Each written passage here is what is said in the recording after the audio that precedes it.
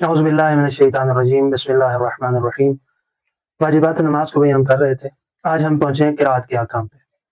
किरात पहली और दूसरी रकत में नमाज गुज़ार जो सूरह हम्द और दूसरी सूरा पढ़ता है, या तीसरी और चौथी रकत में सूरह हम्द या तस्बीहात अरबा पढ़ता है, इसको किरात कहते हैं। किरात के मुख्तलिफ अहकाम। किरात पे नंबर 1, किरात में पहली रकत में सूरह हम्द और उसके बाद सूरह कद्र, इसी तरह दूसरी रकत में सूरह हम्द के बाद सूरह तौहीद का पढ़ना मुस्तहब है। नंबर 2, तीसरी और चौथी रकत में सूरह हम्द या तस्बीहात अरबा दोनों में से कोई एक पढ़ी जा सकती है। तस्बीहात अरबा कौन सी हैं? सुबहानल्लाह वल्हम्दुलिल्लाह वला इलाहा इल्लल्लाह वल्लाहु अकबर। तस्बीहात अरबा को बेहतर यह है कि 3 मरतबा पढ़ा जाए। नंबर 3, तीसरी और चौथी रकत में सूरह हम्द या तस्बीहात अरबा आहिस्ता आवाज में पढ़ी जाएंगी। नंबर 4, पहली और दूसरी रकत में अगर नमाज ज़ोहर या नमाज असर है तो मर्द और औरत दोनों सूरह हम्द और सूरह उसके बाद वाली सूरतें जो है उनको आहिस्ता आवाज में पढ़ेगा। लेकिन अगर नमाज मगरिब, नमाज इशा और नमाज फजर है तो मर्द के लिए वाजिब है कि वो बुलंद आवाज से पढ़े, सूरह हम्द को भी बुलंद आवाज से पढ़े, उसके बाद वाली सूरह को भी बुलंद आवाज से पढ़े। लेकिन औरत अगर नामहरम मौजूद है फिर आहिस्ता पढ़ेगी, लेकिन कोई नामहरम मौजूद नहीं है तो फिर आहिस्ता या बुलंद आवाज से दोनों से पढ़ सकती है।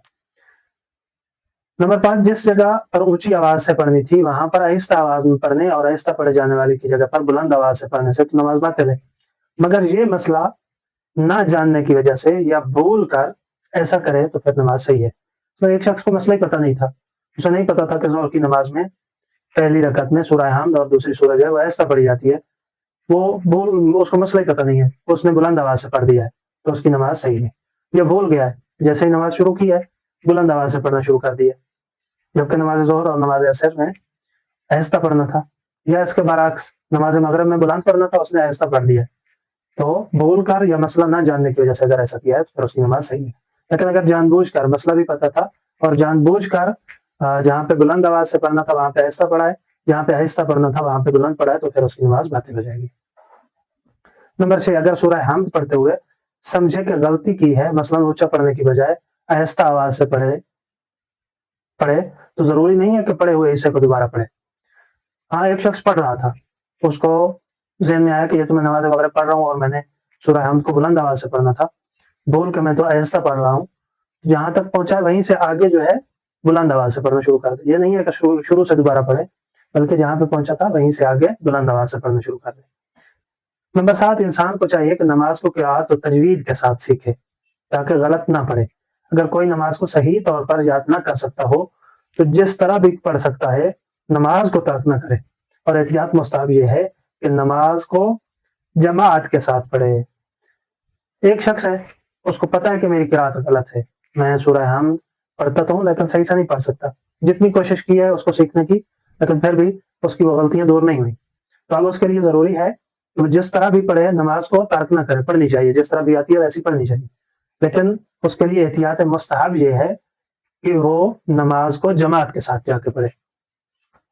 नंबर 8, अगर एक नमाजी किसी लफ्ज को सही समझता था, मसलन लफ्ज को तशहुद में जानबूझकर अब्दहू पढ़ता था और बाद में पता चला कि ये लफ्ज गलत था, तो जरूरी नहीं कि नमाज को दोबारा पढ़े। एक लफ्ज को गलत पढ़ता रहा है बहुत सारी नमाजों में, या कुछ हिस्सा नमाज का गलत पढ़ता रहा है नमाजों में, तब उसे पता चला है तो उसको ठीक कर ले, लेकिन नमाजों को दोबारा पढ़ना जरूरी नहीं है। दरअसल मौके पर नमाज गुजार को पहली दूसरी रकत में सूरा नहीं पढ़ना चाहिए और सूरह हम्द काफी है। नंबर 1, जब नमाज का वक्त तंग हो। नंबर 2, सूरा ना पढ़ने पर मजबूर हो, मसलन डर हो कि अगर सूरा पढ़े तो चोर, दरिंदा या कोई और चीज उसे नुकसान पहुंचाएगी। नंबर 3, वक्त की तंगी के मौके पर तस्बीहात अरबा को एक मरतबा भी पढ़ सकते हैं। इन मौकों पर जो नमाज के अहकाम हैं वो बदल जाते हैं। तो मसलन वक्त तंग है, सुबह की नमाज जो है वो कज़ा हो रही है, मैं अगर नमाज फजर में सूरह हम्द के बाद दूसरी सूरतों को पढ़ता हूँ तो नमाज जो है वो टाइम के बाद पढ़ रहा हूँ, तो उसके लिए ज़रूरी है वो सिर्फ सूरह हम्द पढ़े। इसी तरह वक्त तंग है या डर का खतरा है किसी चीज़ का, या डर है कि कोई चोर आ जाएगा, कोई डाकू आ जाएगा, या कोई درندہ آ جائے گا جو نقصان پہنچائے گا تو پھر بھی نماز کو مختصر کر کے پڑھ سکتا ہے، یعنی صرف سورہ حمد پڑھ کے اور تیسری اور چوتھی رکعت میں ایک مرتبہ تسبیحات اربع پڑھ کے نماز کو ختم کر دے۔ والسلام علیکم ورحمۃ اللہ وبرکاتہ۔